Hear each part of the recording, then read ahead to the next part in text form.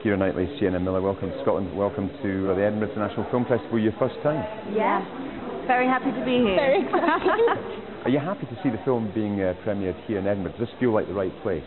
It really is, you know. I mean, this is very rare because it is a completely British film. Obviously, with the exception of Cillian Murphy, who is Irish, but you know, it's British financing, and obviously it's a lot of Scots and Welsh and English who've all come together. So it seems really just wonderful that we actually get the opportunity to open the Edinburgh Festival. Film about friendship. Had you two met before this all kicked off? We had, and always got along very well. Yeah, we've had some good nights out. But there's a kind of intensity about the relationship on screen that presumably is pretty hard to fake. You've got to get on really, haven't you? Yeah, I mean, Keira's always said as well, and you're right, that's the hardest thing to fake is warmth. I remember you saying that you know, anger and lust and all of those things are quite easy, but to be able to be comfortable hugging and being that intimate is hard, so yeah. it really helps.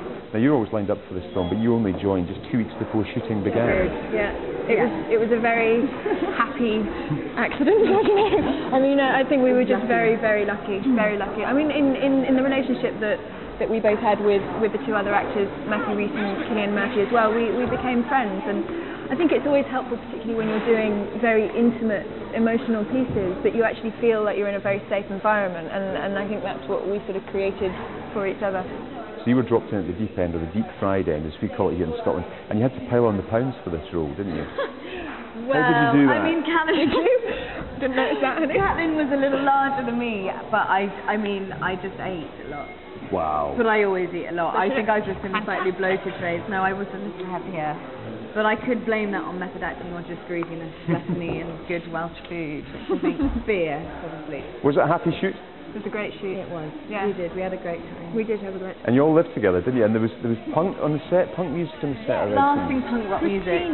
Christina. That's her name? Yeah. Christina, yeah. John Maybury. Just to get us in the 1940s mood. Yeah. John Maybury came up with a song that he just thought summed me and Sienna up, which was really sweet. Or is that all there is? Very cynical. Yeah. But it helped. We used to dance around punk songs and then do 1940s. So 1940s theme tonight about the whole premiere. Give us a hint about the dresses before we see the red carpet. No, we've not. Did no one tell you? So I don't have anything 1940s with me. So sorry. Yeah. Same. I mean, we might try and do a little. Do you have anything to do that with? A hat, maybe, but no. No, not. Just pop to Jenner's in Princes Street. Most of their stock comes from men anyway, so it'll be fine, I think. Well, we get time. Yeah. Now, what about the accents? Perfect Welsh accents in the film. How do you do that? It's actually quite.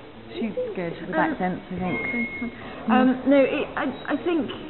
Yes, we had a fantastic dialogue coach. I think it really did help that there was always somebody on the set who actually did have the accent that each one of us was trying to impersonate.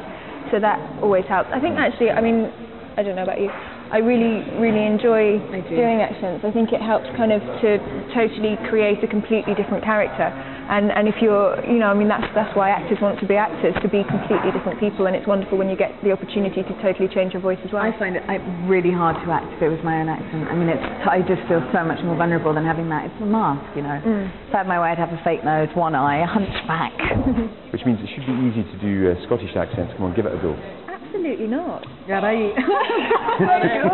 You're right. Right, away you go. Thank you very much indeed. Thank you both. Thank you. Well, she was around when I started writing it. So I started writing it on St. Vincent, which was an island in the Caribbean, when she was shooting the first part of the Pirates trilogy. You were chaperoning her at the time. I was, actually, because she was 17 and she couldn't work legally for an American company until she was 18 without a chaperone. So I had to go. Shame, eh? But there you go. So I was writing in the Caribbean, and that was just wonderful. And she was turning cartwheels on the beach, and I was using her incredible groundedness, her energy, her vitality, her humour to feed into Catelyn Thomas. When she read the script, of course, she decided that she wasn't going to touch Catelyn with a barge pole, and she was going to play Vera. But that's daughters for you.